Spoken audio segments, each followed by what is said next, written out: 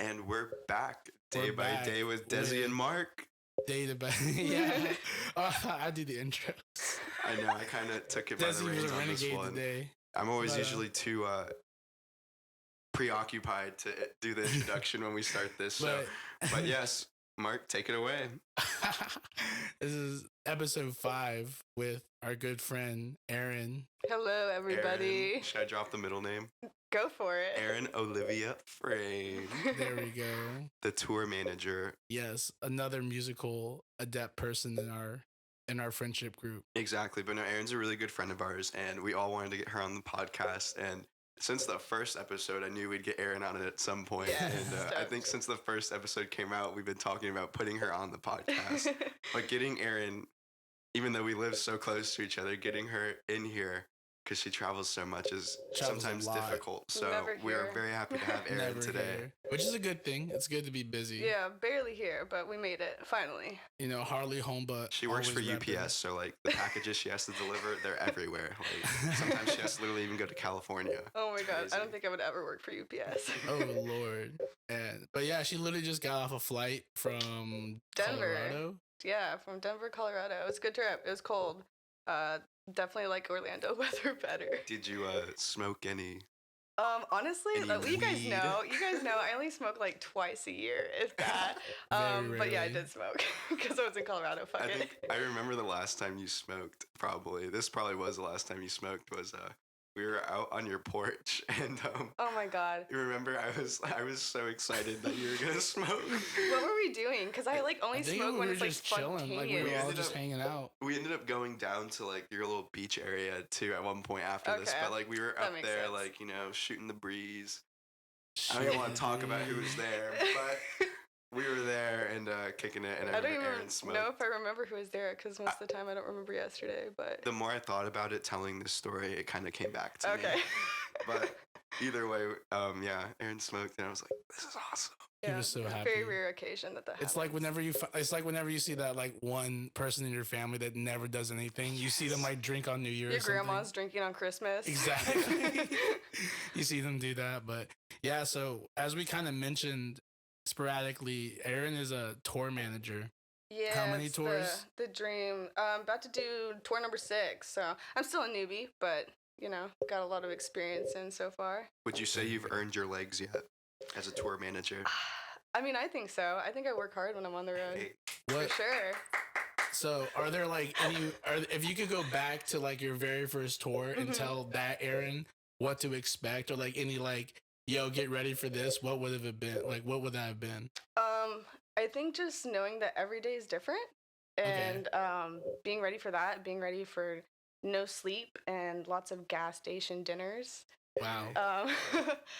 Yeah, I try to eat healthy on the road, but it's definitely a challenge because I was about to say that's kind of like one of my big, kind of nothing I'm really worried about because I eat like shit anyway. But I definitely was like, we all do sometimes. I definitely like read articles and stuff because I was doing research like what should I be doing? As you should. And there was like eat healthy. You know, get like a little cooler and save like fruits and all this stuff. The cooler idea is great hypothetically and everything, but if you're traveling in like a car or a van, then when you go into the hotel, you're not going to want to drag that shit in, and then it melts the next day. And then, the cooler, it gets... Because like what, you're literally in like a hotel or Airbnb for like what, maybe 12 hours? Yeah, if that, depending on the drive. Sometimes you get those off days, you know what I mean? You can relax and stuff, but... You were vegan at one point, too, I was during this whole shebang. I was vegan when I went on my first tour and then immediately switched to vegetarian because it was so intense. I was eating, like, avocados and nuts and apples. Like, what would you get vegan at a gas station? What was your favorite? Exactly. Not a lot. Chips and nuts. So, damn, 11 tours, that's pretty wild. No, 6. Yeah, where'd you get 11 from? 6? Where'd I get 11 from? Dude, honestly, I might be drunk. You just came out of the gate with that by yourself. Dude, I felt so confident. We'll go with 11. Yeah, sure, 11. Oh, man. Well, no, it'll be 11, though. Definitely one day. And it'll be 111. Yeah, I have a tour scheduled for next year. Actually, right after I graduate. I graduate in March, so stoked for that. Ready to be. I cannot believe you're graduating. I'm ready for your party. I definitely feel old and drunk all at the same time. Dude, you're back in school. What are you talking about? Exactly. I've literally lapped you guys. Yeah, no doubt. Well, I was supposed to graduate this month. I was supposed to graduate in November originally and have taken so much time off that it just got pushed back, which I didn't want to do. I love the idea of going to Full Sail in order to graduate sooner. Right. It just didn't work out like that. Yeah. But like luckily Full Sail is really cool about when you're like actually doing something and they can see you're doing something. They're like, yo, like, yeah, if it pertains to what you're going to school for and your degree program and stuff. What you want to do after school and everything. Yeah, shout out Full Sail for that. Yeah, like they're really cool about it, and it's not like they're literally saying like, okay, cool, have fun, blah blah. Like they're not like, yo, like we want to see you succeed type of thing. Right. So that's pretty dope. But how many states have you been through now? If you've done I've almost been to all 50 states. I have 6 left. 6. Yeah, let's see if I can remember all of them. So Hawaii, Alaska, obviously. Of course, yeah. Washington, Oregon, Idaho, Montana. Wow. I strongly suggest you put Montana at the top of your list of places really? to visit. Wait, so you've been through the Dakotas? Yeah. What? Yeah. And you've been through Vermont? Mm-hmm. Vermont's beautiful. Yeah. I just never hear people like saying I'm from Vermont or like I've been through Vermont. The twins are from Vermont, aren't they? Yeah, I think so. Somewhere up those there. are the only people I know from Vermont, but True. I definitely have my least favorite states, and then in cities, I can't say really that I have a favorite state either because I have favorite cities. But all right, what's your favorite cities? I love LA and I hate LA for several different reasons. I think a lot of people would say that. Shows in Ohio, I don't know why, are so much fun. Great music scene over there. I love Chicago. A lot of stuff's a lot of good stuff has come out of that area. Ohio, Chicago, Illinois, that type of area. Yeah, honestly, when I was in Ohio, I went to Alt Press, and that was like, from when I was like 14, 15, that was like a dream of mine. That's because I just grew up reading those magazines, and then I went there, I was like, this is sick. It was cool. Yeah, that's what I want to do for like something like South by Southwest or any of the bigger like hip hop like festivals they have. Like I used to like read about it or like listen to that stuff, and then actually I don't want to go work it, like do media. Dude, I feel like I always plan on going to South by Southwest every year, and I always miss it every time. No, because it's like it's like usually in the spring, and that's like a really weird time for like everything is happening at that time. I feel like I'm just so slammed during that time period, and I just forget about it, and then I see literally all my friends there. Yeah, like that, like South by Southwest and A3C in Atlanta, which is more of a hip hop thing.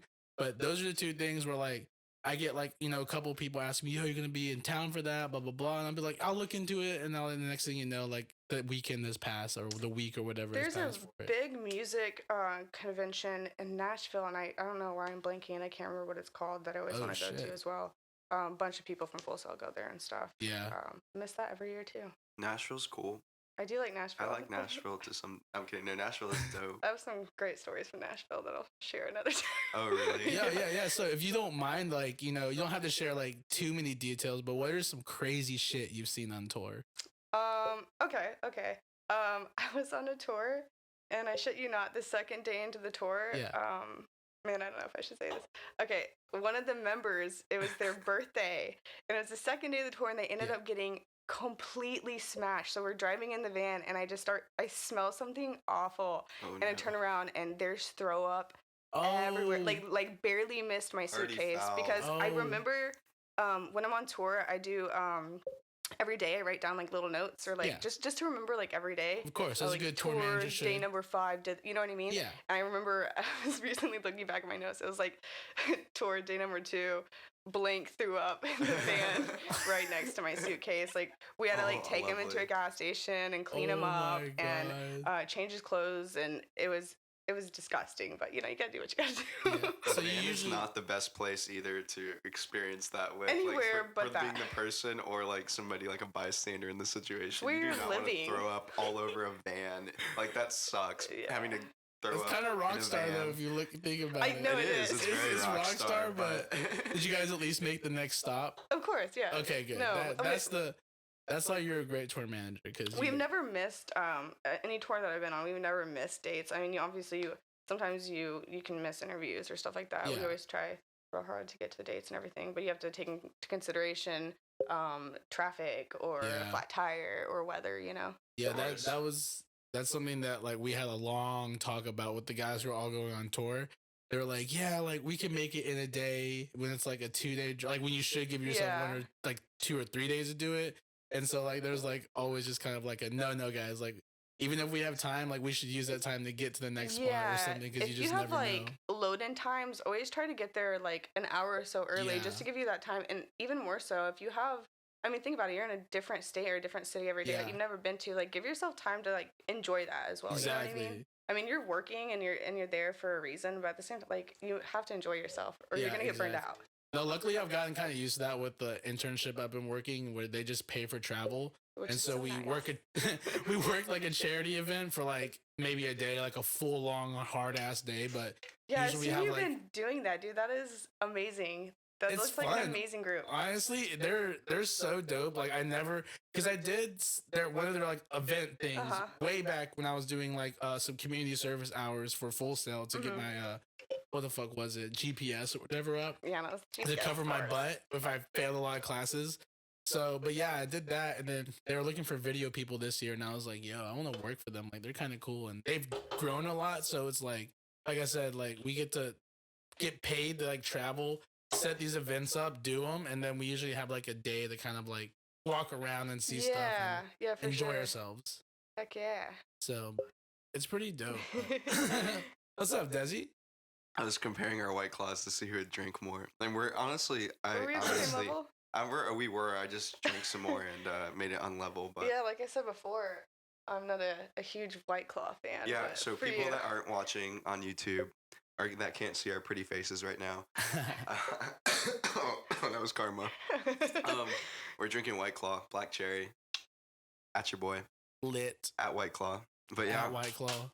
So I think it's important that we establish how we've met Erin. You know, and how long ago was that? It seems like forever at this point. Please remind me.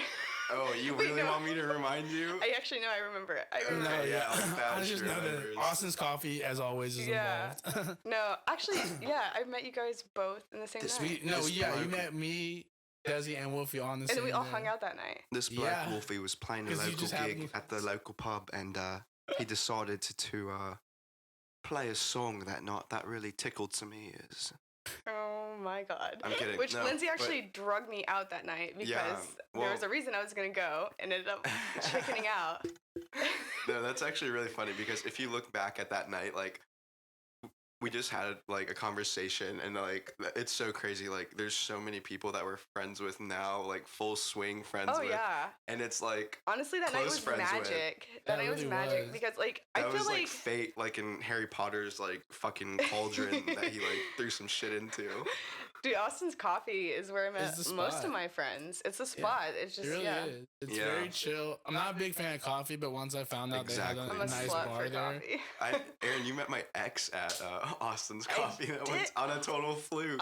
Yeah, totally. I was sitting there doing homework and I saw you walk in and you guys are ordering. I was like, duh, so what's up? But yeah, no, that night was that was so funny because we kind of egged on Wolfie to go talk to you guys. Yeah. Majorly egged on. Majorly. And then I find out that you guys Wolfie literally lives like catty corner from me. Exactly. Across the street. And so we're not making this stuff shit, all of the above up. This really happened. Really happened, real life. We're not making no, but it was just so funny that like just that little amount of time ended up being like a good friendship between like a lot of different people. Can we break down what really happened really quick? Sure, for sure. We went to the Wolfie show. We all were there. Me, Mark, Wolfie, HT Hayes. Shout out HT Hayes, Hamilton. Why didn't nobody back me up on that? You know him. Wait, Carly was there too, though. Yeah. Yeah, Carly was there. Oh, you're right. I forgot. There's a lot of people there, bro. Yeah, everybody was there. Anyways, all the friends were there. But like, I remember after the show, like, they were promoting something too. Do you remember? He was opening up for Matt Walden. Matt Walden, which he's about to play another show with. I'm playing in that show with him, by the way. No way. And I'm upset that you won't be there. No, yeah, I get back on the 11th. Rip. Push me to the edge. All my friends are dead. All your friends are taking flights, actually. All my friends are traveling. For real, Desi's gonna be with his roommates, and that's about it. Man. Fuck you. Fuck you. And fuck you. That's fine. It'll be a great show. Dezi has a lot of really. I'm kidding now. I'm not that cool. I don't have friends out the ass like that. But I will not be lonely. I will be going to get massages all the times that I would be at your house, Mark. Okay. Or I'll be grocery shopping. doing a bunch of cool Some stuff. real adult shit. You're gonna right be there. with the boys. I'm gonna too. be an adult as a motherfucker. Gonna make a dentist appointment. I might even go fucking like dentist appointment.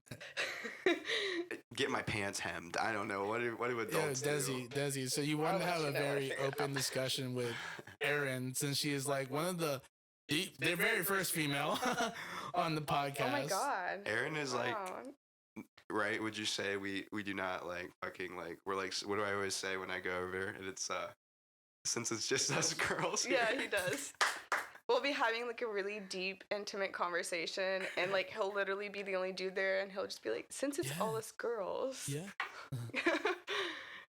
Yeah. So am I one of the guys, or are you one of the girls? Which is it? You know. I'm constantly trying to figure that one out. Okay. I don't know.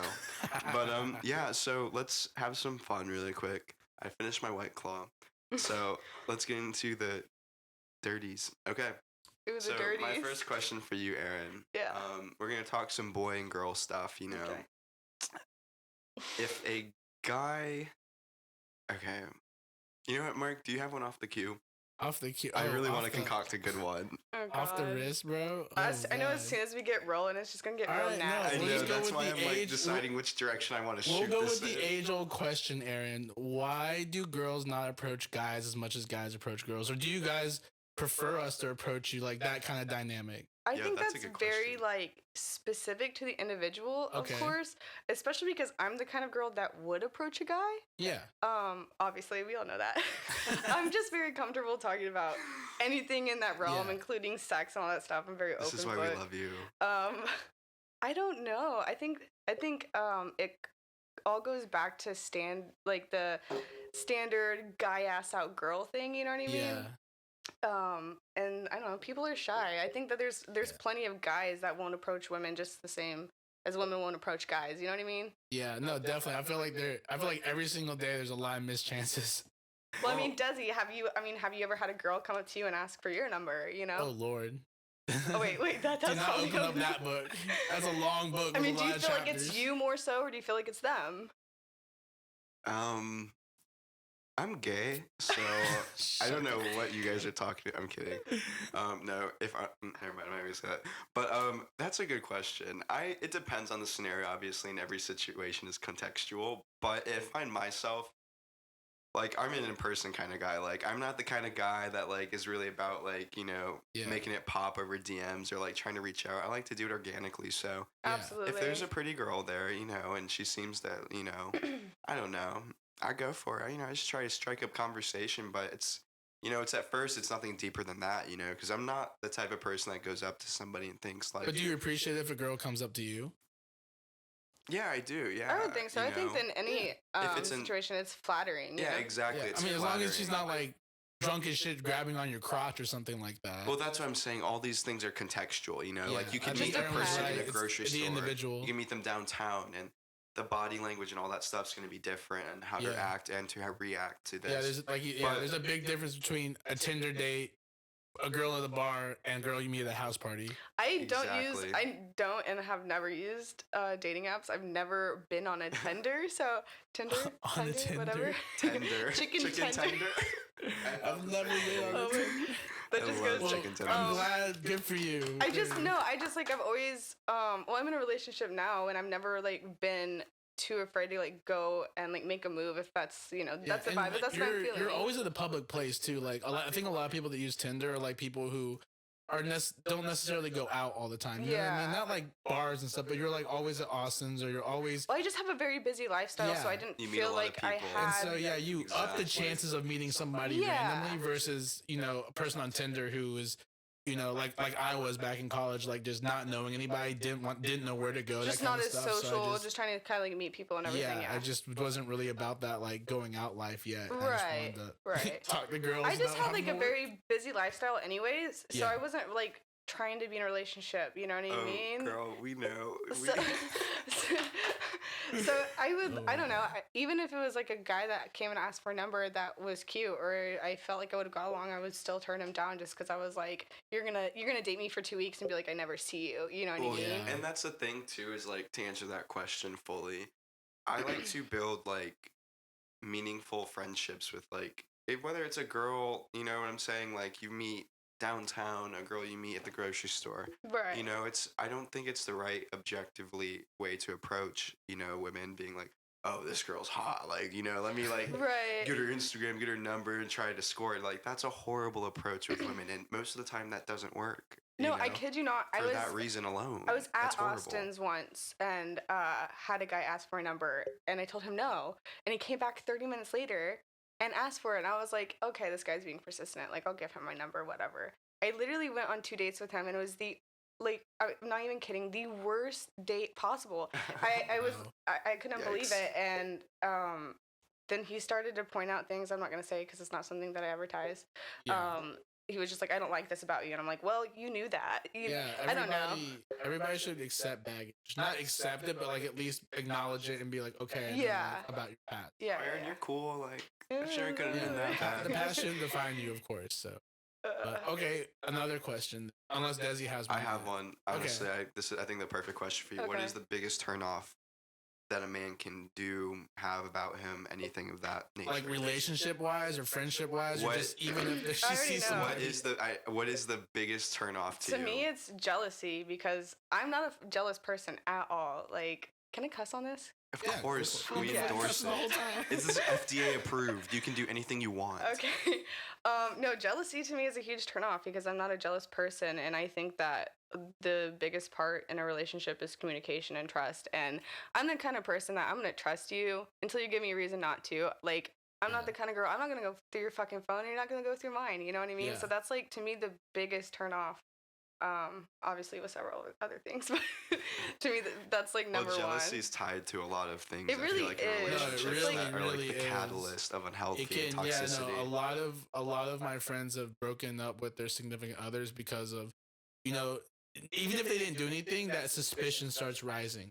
Yeah, and it's just like talking to like your partner, you know what I mean? That's, I don't know. It's like, to me, it's such an easy concept that like, for some reason, I feel like our generation just skipped over for some reason. Well, yeah, because none of us like confrontation. Or, like, none of this generation likes to...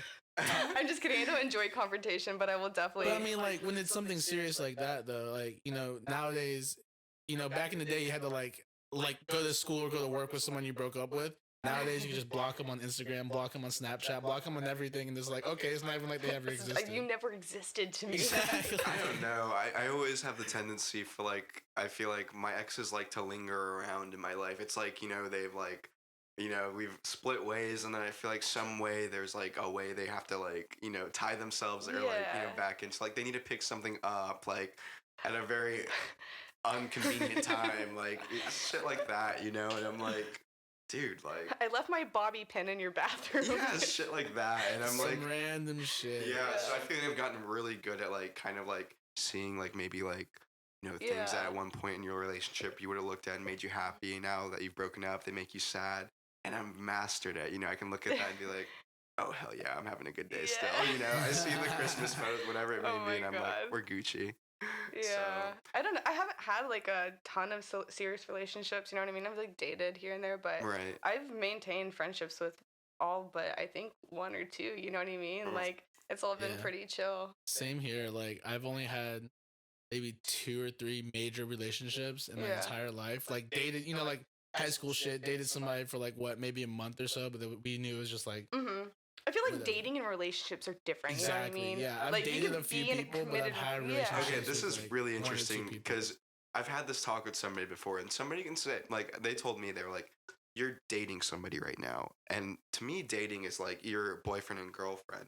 But dating can also be, to some people, which I'm understanding is, you're seeing somebody. You're like going out on actual dates, but you're not boyfriend and girlfriend. You're so what's your perspective on that? I think again that goes back to communication, like asking that person, like, "Hey, are we just dating? Are we seeing where this goes? Are we exclusive?" You know what I mean? Because I feel like there's sometimes you'll start dating someone, and then all of a sudden they're just like, "We're boyfriend girlfriend." And exactly. They start looking at it as like something it's more. Been date and it's free. like, We're just friends. I enjoy your company. I'm not ready to take that next step. Exactly, and like I said, I think that that there's an age gap with that too. I feel like the older you get, people are like, yeah, I'm dating this guy, and people don't assume that you're in a relationship. But when you're like our age and you say you're dating someone, they're like, oh, so you have a boyfriend? Yeah, like you're getting kind of serious. They get excited. They're like, your friends like, ooh, what you been up to, girl? Exactly. We want to meet the people that they want to meet that person, not just like, oh, she's dating so and so. Yeah, exactly. He's dating so and so again.